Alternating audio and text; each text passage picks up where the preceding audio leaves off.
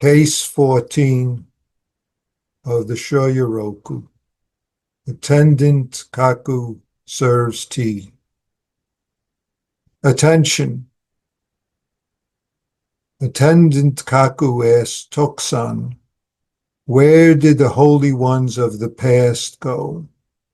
Tokusan answered, "What? What?" Kaku said, "Give an imperial order for a fleet horse, and out comes a lame tortoise." At that, Tokusan desisted. The next day, Tokusan left his bath, and Kaku brought and served tea to Tokusan. Tokusan patted him once on the shoulder. Kaku said, "Old man, at last you're beginning to see." Tokusan once again desisted.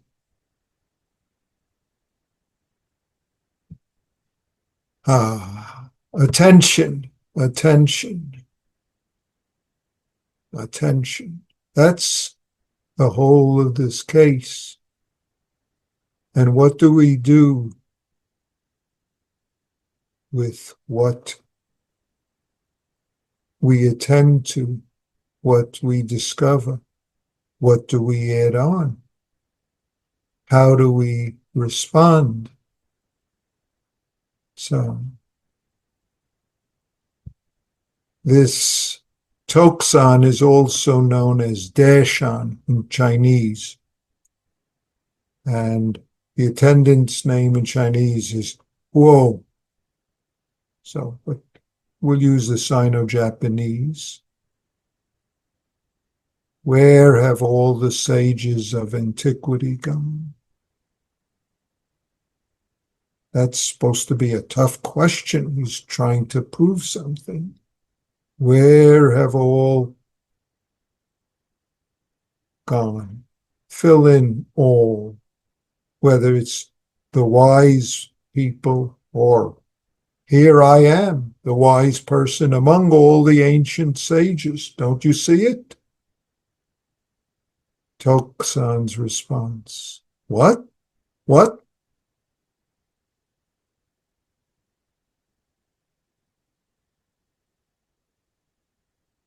The proud question of where are all the sages, including me?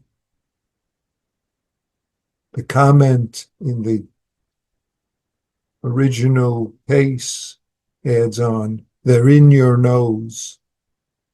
Isn't that nice? A nice way to turn the, what should I say, abruptness and the pretense of the questioner around. In your nose.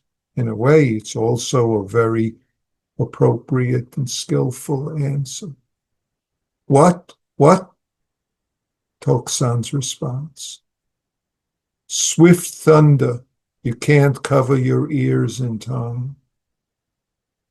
This Tokusan was famous for the, what should I say, vigorousness of his responses early on in his teaching career. If you asked a question, he hit you. If you didn't ask a question, he hit. If you moved to the left, he hit. He moved to the right, he hit. He was, his stick and his response was what he was famous for. Someone came in, whack. Someone walked out, whack. Someone thought they knew, whack. Someone thought, oh, I don't know. Here we have something else. Here we have a different way of responding. Maybe because he's older, maybe because he's more mature.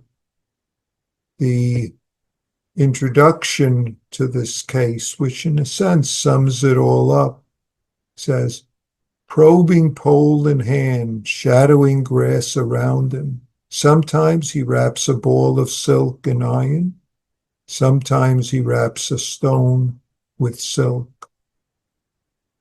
To determine the soft by means of the hard is of course right. But what about the matter of being weak when meeting strength? That's a description of this case. How do we respond to the circumstances of life, to the, if you want to say, challenges of life? If we get stuck in stereotyped responses, then we don't serve others. And yet sometimes we have to remember, what is it that serves best to this circumstance, to this event, to this question, to this person? And will that person get it? The attendant, obviously, at first is puffing himself up, especially after what? His response, ordering a swift horse and a lame tortoise shows up. Being what? Self-aggrandizing? Being judgmental? Missing what's actually being said. Desha, Toksan, shows it, gives it over. What? Right there. The sages of antiquity, the holy ones are revealed. It's right here. Except we miss right here with our judgments and beliefs, our self and other stories. So Toksan lets it be. The comment, overindulging people is folly. Overindulging people. But did Kaku get it? I don't know. You tell me. Let's see what happens the next day. Toksan comes out of the bath and Kaku serves him tea, which as an attendant is his job, so to speak. Toksan pats him on the back. And he says, nevertheless, he adds his, finally you've gotten a glimpse of it. Toksan doesn't bother responding, lets the matter rest. Sometimes we're self-inflated and we miss what's going on. Sometimes the silk has to come only with iron. Sometimes the hard has to be cushioned with silk. Though Toksan was known for his use of the stick, he's also quite capable of not getting caught in stereotypes, not being involved in gain, loss, victory, defeat. Kaku thinks he's had a victory. Toksan's response is what's important. Sometimes being so-called nice, gentle, sometimes being so-called rough, always revealing what's so, revealing this truth of the universe that is our life. That's why we start with attention. More than that is really not needed, and yet we need more because we miss We refuse attention. We refuse. So we get all sorts of opportunities to see how to respond to all these attendants who have their own agendas and miss their own life. And yet, how do we respond in a skillful, appropriate way? Sometimes the silk has to be covered by iron, and sometimes the stone, iron, has to be covered by silk. It's easy to be rough. It's hard to be weak, accepting, not adding on our self-assertions and self-ideas, judgments, aggrandizement, justifications. Then we miss what's always right in front of us. This is really always what our practice. How do we embrace and not be blinded by our stories? This what is based on an old story of, it said, 7 wise women were traveling through a forest where there were lots of corpses. One of the women asked, "Here are the corpses. Where are the people?" Another said, What? And at that, all 7 realized, awakened, were enlightened.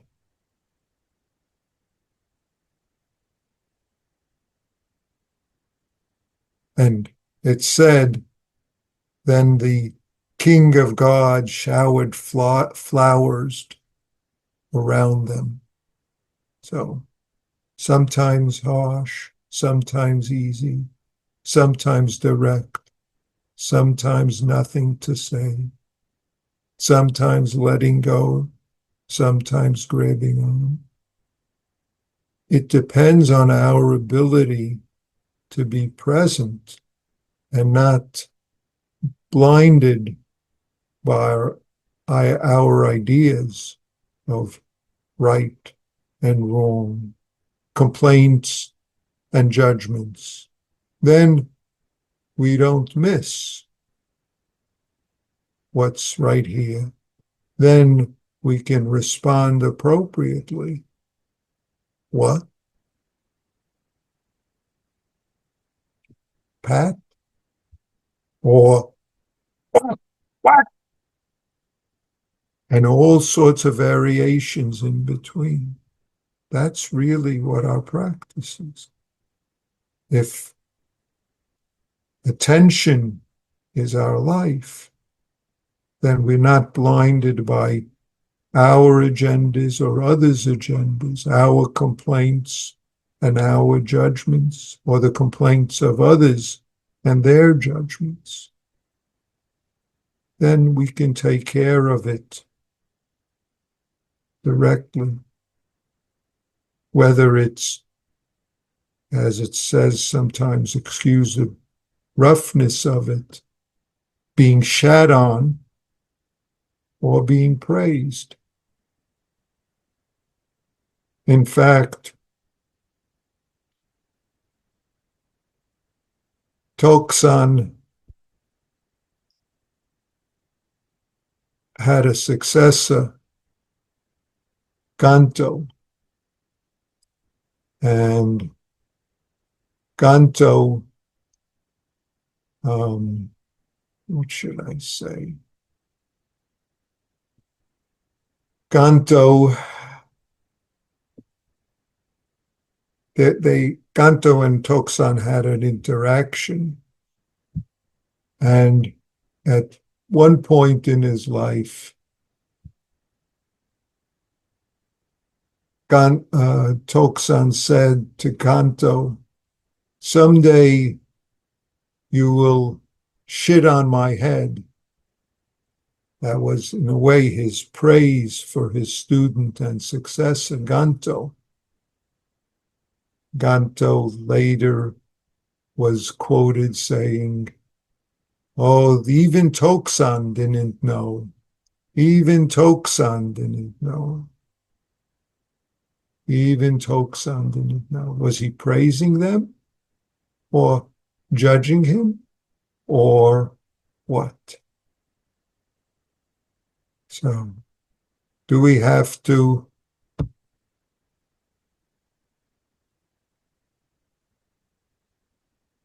what should I say? Defend ourselves?